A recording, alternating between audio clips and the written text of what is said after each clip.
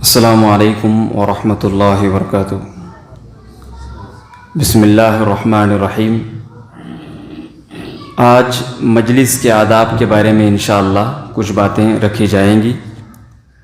مجلس کا ادب کرنا، ان کے آداب کا خیال رکھنا ایک مسلمان کی شان ہوتی ہے، تو لہذا اللہ رب العالمین نے مجالس کے بہت سے آداب رکھے ہیں۔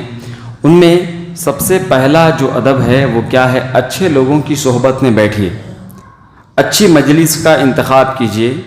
بہت سے مجالس ہوتے ہیں دنیا کے اندر، کچھ تو تاش کھیلنے کے مجالس ہوتے ہیں، جوئے وغیرہ کھیلنے کے، کچھ اسی طریقے سے برائی کے مجالس ہوتے ہیں، کچھ بھلائی کو عام کرنے کے لیے مجالس ہوتے ہیں، تو بہت سے قسم کی مجالس ہوتے ہیں۔ تو اچھے مجالس کا انتخاب کیجیے، ایسے مجالس کا انتخاب کیجیے جن مجالس میں آپ کے بیٹھنے سے آپ کی سدھار پیدا ہوگی، آپ کے اندر بگاڑ نہیں پیدا ہوگی، اللہ اور اس کے رسول آپ سے راضی ہوں گے، ایسے مجالس کا انتخاب کیجیے۔ اسی طریقے سے نمبر دو یہ ہے کہ جب بھی آدمی مجلس میں جانے کا ارادہ کرے تو آدمی کو چاہیے کہ مجلس میں جانے سے پہلے سلام کرے۔ اللہ کے نبی صلی اللہ علیہ وسلم کا یہ طریقہ ہوا کرتا تھا کہ کسی مجلس میں آپ صلی اللہ علیہ وسلم جاتے، گرچہ اس میں مسلمانوں کے ساتھ ساتھ یہودی ہوتے، مشرکین بھی ہوتے، پھر بھی اللہ کے نبی صلی اللہ علیہ وسلم مسلمانوں کا لحاظ کرتے ہوئے آپ صلی اللہ علیہ وسلم سلام کہا کرتے تھے، تو لہذا مجلس میں داخل ہوتے ہوئے سلام کہنا چاہیے۔ اسی طریقے سے نمبر 3، مجلس میں اگر آپ گئے ہیں تو مجلس کی گفتگو میں بھی آپ شریک رہیے۔ ایسا نہیں ہے کہ آپ مجلس میں تو چلے گئے ہیں، بس آپ نے کام پورا کر دیا، مجلس کے آپ شو بن گئے، ختم ہو گیا، ایسا نہیں۔ بعض لوگ کیا کرتے ہیں، مجلس میں بیٹھتے ہیں لیکن ساتھ میں موبائل چلاتے ہوئے بیٹھتے ہیں، باتوں میں کوئی توجہ نہیں دیتے، باتوں میں شریک نہیں ہوتے، بلکہ بعض ایک دوسرے سے اپنے اپنے حساب میں لگے رہتے ہیں، اپنے اپنے میں گفتگو کرتے ہوئے رہتے ہیں، لہذا یہ مجلس کے ادب کے خلاف ہے۔ مجلس میں اگر آپ گئے ہیں تو مجلس کی گفتگو میں آپ شریک رہیے۔ کچھ ایسے بھی لوگ ہیں جو بہت دور دور تک باقاعدہ 50 100 کلومیٹر 200 کلومیٹر دور دور تک سفر کر کے جاتے ہیں کہ فلاں علماء کرام وہاں پر تشریف لا رہے ہیں، فلاں جگہ میں، وہاں پر جائیں گے، تقاریر سنیں گے، لیکن وہاں جا کر تقاریر وغیرہ کچھ نہیں سنتے، بس گھومتے پھرتے ہیں اور پھر آ جاتے ہیں۔ تو لہذا یہ گفتگو میں شریک نہ ہونا مجلس کے آداب کے خلاف ہے۔ اسی طریقے سے چوتھی چیز کیا ہے؟ مجلس میں آپ گئے ہیں تو مجلس میں آپ کو جہاں جگہ ملے آپ وہیں پر بیٹھ جائیے۔ جیسے اگر آپ آ رہے ہیں مجلس میں، آپ نے دیکھا کہ بہت زیادہ جگہ خالی ہے، تو لہذا آپ جہاں تک آ سکتے ہیں آسانی کے ساتھ وہاں پر آئیں اور بیٹھ جائیں۔ اگر آپ دیکھیں مجلس مکمل فل ہے تو ایسا مت کریں کہ مجلس چھوڑ کر چلے جائیں، بلکہ مجلس میں آئیں، مجلس میں شریک رہنے کی کوشش کریں، جہاں پر آپ کو جگہ ملے وہیں پر بیٹھ جائیں، کنارے میں جگہ ملے تو کنارے میں۔ یہ حدیث میں بھی ہے، اللہ کے نبی صلی اللہ علیہ وسلم ایک مجلس میں تھے، 3 صحابہ کرام کے بارے میں ہے کہ ایک صحابی رسول نے دیکھا اور چلے گئے، دوسرے صحابی رسول دور میں دیکھا کہ جگہ خالی ہے تو چلے جا کر وہاں پر اس جگہ میں خالی جگہ میں بیٹھ گئے، اور تیسرے صحابی رسول کے بارے میں ہے کہ انہوں نے دیکھا کہ ایک جگہ ہے، مطلب پوری مجلس فل ہے اور جگہ نہیں ہے، تو لہذا مجلس کے آخر حصے میں وہ بیٹھ گئے۔ تو اللہ کے نبی صلی اللہ علیہ وسلم نے بیان فرمایا کہ بہترین وہ انسان رہا جو مجلس میں جگہ پایا وہاں پر بیٹھ گیا، اور دوسرا بہترین انسان وہ رہا جو مجلس کو دیکھا کہ مکمل فل ہو گیا تو لاسٹ حصے میں بیٹھ گیا، اور برا انسان وہ رہا اللہ رب العالمین نے اس سے اعراض کر لیا جس نے اللہ کی مجلس سے اعراض کر لیا۔ تو لہذا مجلس میں جہاں جگہ ملے وہاں پر بیٹھ جانا چاہیے۔ اور 5ویں چیز کیا ہے؟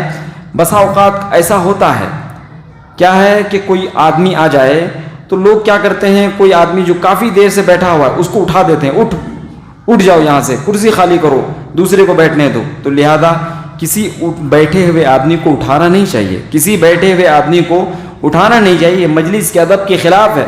کوئی بھی اگر آدمی کہیں پر بیٹھا ہوا ہے تو اس کو وہیں پر بیٹھنے دینا چاہیے۔ ہاں یہ اور بات ہے کہ مثال کے طور پر سمجھیے کہ جہاں خاص علماء کرام کو بیٹھنے کی جگہ ہے، جہاں خاص عمائدین کرام کو بیٹھنے کی جگہ ہے، وہاں پر کوئی عام آدمی آ کر بیٹھ جائے، یہ بات الگ ہے۔ لیکن اگر کوئی آدمی کسی عام جگہ ہی میں بیٹھا ہوا ہے اور کوئی دوسرا عام آدمی آئے اور اس کو اٹھائے اور اس کو دوسری جگہ بھیجے تو یہ گناہ ہے، بلکہ بہت بڑا گناہ ہے۔ اللہ کے نبی صلی اللہ علیہ وسلم نے اسے سختی سے منع فرمایا ہے۔ اسی طریقے سے چھٹی چیز کیا ہے؟ حلقہ بنائے ہوئے بھی بسا اوقات مجالس ہوا کرتے ہیں، ہے نا، 10-15 لوگ بیٹھتے ہیں حلقہ بنائے ہوئے، بیچ میں آ کر کے نہ بیٹھیں۔ بیچ میں آ کر کے بیٹھنا بہت بڑی بدتمیزی ہے، بہت بڑی بے ادبی ہے۔ اور ترمذی کی روایت میں ہے کہ اللہ کے نبی صلی اللہ علیہ وسلم نے بیان فرمایا ایسے انسان پر اللہ کی لعنت ہے جو انسان مجلس کے بیچوں بیچ میں آ کر کے بیٹھ جاتا ہے بدتمیزی کے ساتھ، تو لہذا ایسے لوگوں پر اللہ کے نبی نے لعنت بھیجی ہے۔ بعض علماء نے اس حدیث کو حسن درجے قرار دیا ہے، اور امام نووی رحمۃ اللہ علیہ نے اپنی کتاب ریاض الصالحین کے اندر اس حدیث کا تذکرہ فرمایا ہے۔ تو لہذا مجلس میں اگر آپ دیکھیں کہ گھیرا بندی کے ساتھ لوگ بیٹھے ہوئے ہیں تو آپ بیچ میں آ کر کے بدتمیزی کے ساتھ ہرگز نہ بیٹھیں۔ اسی طریقے سے 7ویں چیز کیا ہے؟ کسی بھی آدمی کے جگہ کو قبضہ نہ کریں۔ مثال کے طور پر ایسا ہوتا ہے کہ کوئی آدمی کافی دیر سے بیٹھا ہوا ہے نا، رومال رکھ کر کے بیٹھا ہوا ہے، اس کو پیشاب آ گئی، وہ اٹھ کر کے چلا گیا، تو آپ کو معلوم ہے وہ آئے گا دوبارہ، لیکن کیا ہے آپ اس کی جگہ پہ آ کے جان بوجھ کے بیٹھ گئے، اب مجھے وہ دوبارہ اٹھا بھی نہیں پائے گا، وہ آئے گا تو مجھے کدھر بھیجے گا؟ تو لہذا اس مناسبت سے بیچارہ خود کو ہی دوشی بنا کر کے دوسری جگہ کہیں پر بیٹھ جائے گا۔ تو لہذا کسی بھی مسلمان کے جگہ پر قبضہ نہ کریں۔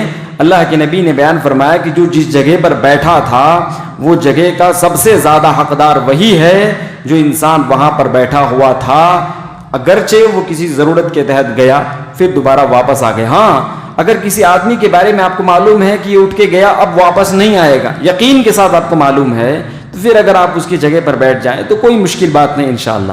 اسی طریقے سے 8ویں بات کیا ہے؟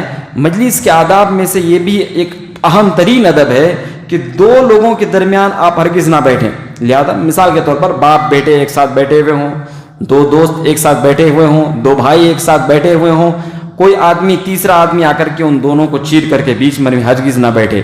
اسی طریقے سے 2 آدمیوں کو الگ نہ کرنے کا ایک مطلب یہ بھی ہے کہ 2 لوگ ہیں ایک جگہ بیٹھ کر کے بات کر رہے ہیں، ہے نا، کوئی تیسرا آدمی اجازت کے بغیر اس مجلس میں گھس جائے، ان دونوں لوگوں کے درمیان گھس جائے۔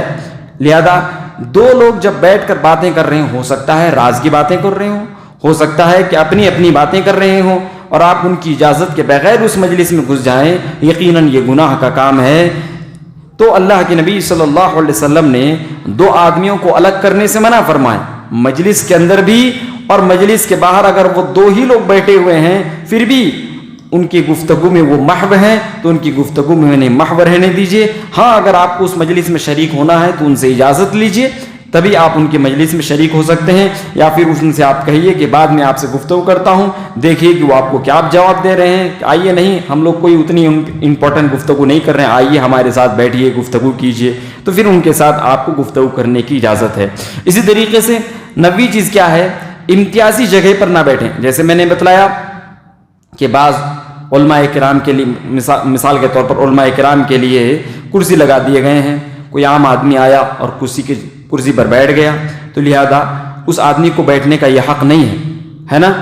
آدمی کو چاہیے کہ عام جگہ پر بیٹھے۔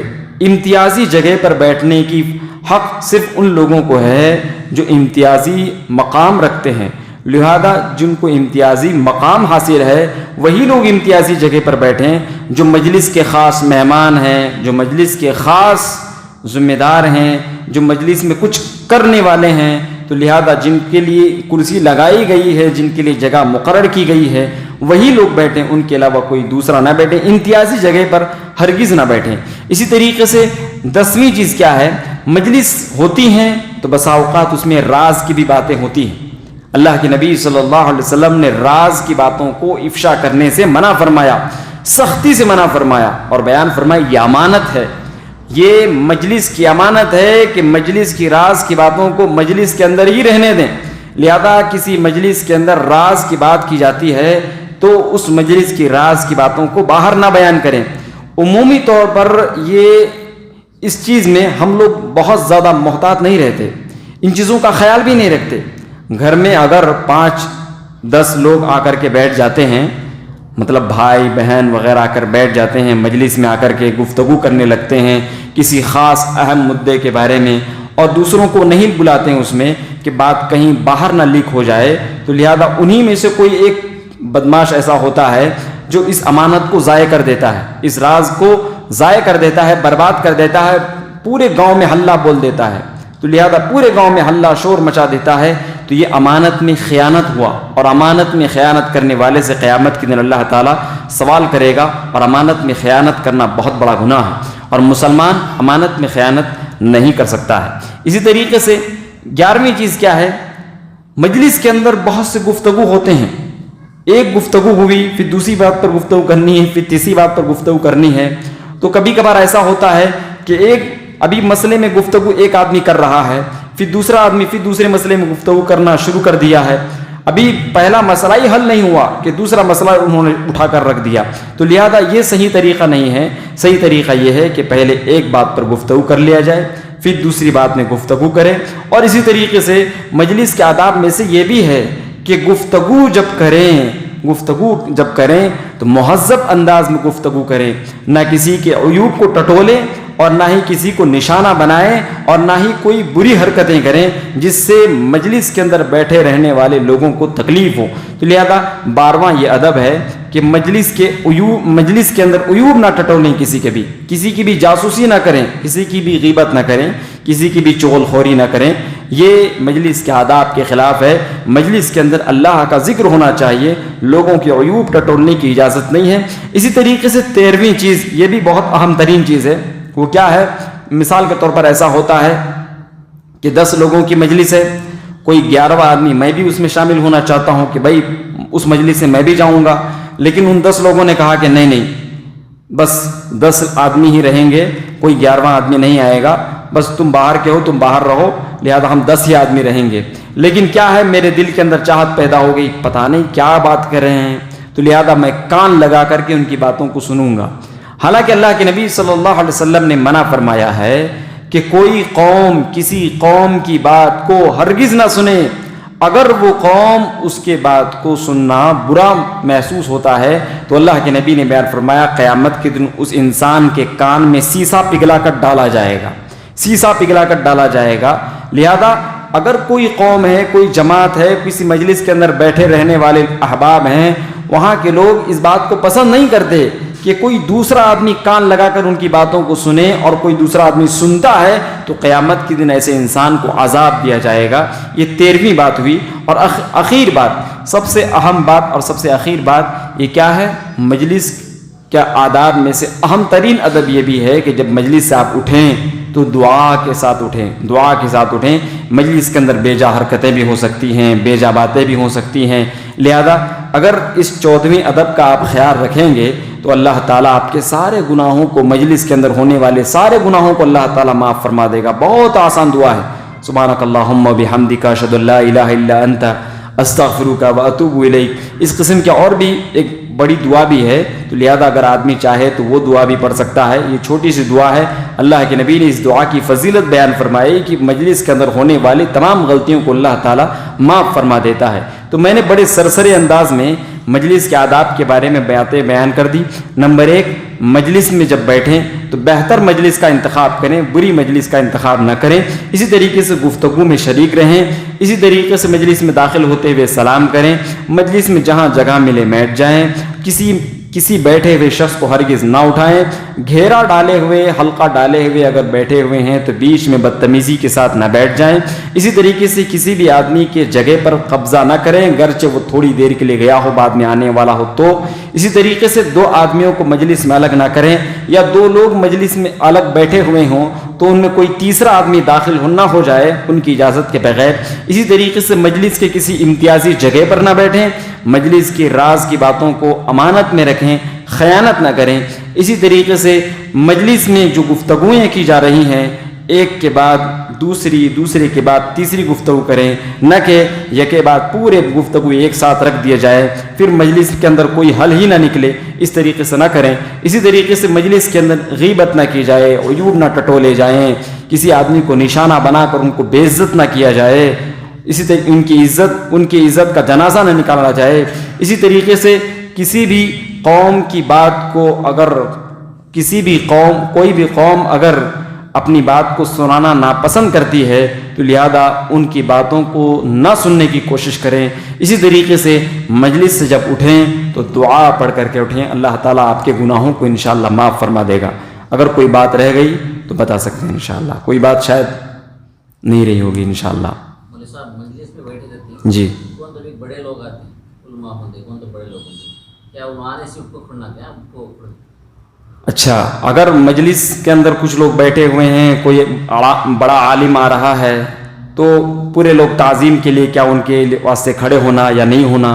لہذا اللہ کے نبی صلی اللہ علیہ وسلم بیان فرمایا، سنن ترمذی کی روایت ہے، جو آدمی اس بات کو پسند کرتا ہو کہ لوگ اس کی تعظیم میں کھڑے ہوں تو وہ آدمی اپنا ٹھکانہ جہنم بنا لے۔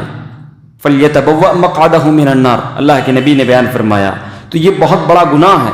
اللہ کے نبی صلی اللہ علیہ وسلم خود اپنے لیے پسند نہیں فرمایا کرتے تھے کہ صحابہ کرام میرے لیے کھڑے ہوں۔ صحابہ کرام اس بات کو پسند کرتے تھے کہ ہم اللہ کے نبی کے لیے کھڑے ہوں، لیکن اللہ کے نبی ناپسند کرتے تھے کہ کوئی میرے لیے کھڑا ہو۔ جب نبی کے لیے کھڑے ہونے کی اجازت نہیں ہے تو کسی عام آدمی کے لیے کیسے کھڑے ہونے کی اجازت ہوگی؟ لہذا کسی بھی عام آدمی کے لیے کھڑے ہونے کی اجازت نہیں ہے، ہرگز نہیں ہے، بلکہ یہ عظیم گناہ ہے۔ اللہ کے نبی نے اپنے لیے بھی اس چیز کو بہت ناپسند فرمایا ہے۔ یہ مجلس کے ادب کے خلاف ہے، اللہ کے نبی نے سختی سے منع فرمایا ہے۔ جزاک اللہ خیر۔ اللہ تعالیٰ سے ہم دعا کرتے ہیں نیک مجلسوں کو قائم کرنے کی توفیق عنایت فرما، اور ان مجالسوں کے ذریعے قیامت کے دن ہماری شفاعت فرما، ہماری مغفرت فرما۔ سبحانک اللہم و بحمدک، اشہد ان لا الہ الا انت، استغفرک و اتوب الیک۔ السلام علیکم۔